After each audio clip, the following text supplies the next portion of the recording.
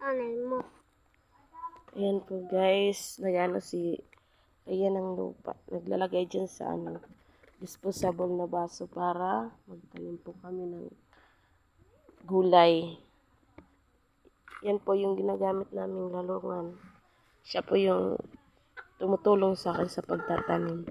Siya po yung tagalagay ng lupa para mas bata pa siya, marunong na siyang magtanim.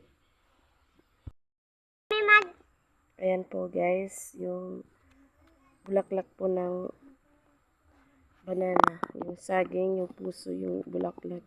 Lalagay po namin dito sa yung lupa na ginawa namin po para tumaba.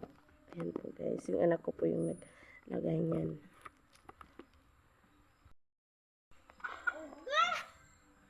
Ayan po guys. Hi guys, ate kami. Ay, so. Guys, ayan. Aanihin na po namin yan kasi 1 week pa bago anihin. Kaya nagtanim kami ng panibago. Ayan po guys.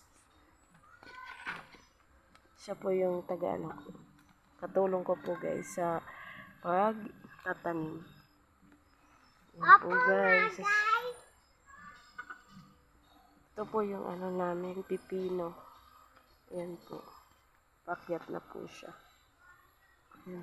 Ayan yung anak ko. Siya po yung taga-kuha ng tagtataniman namin.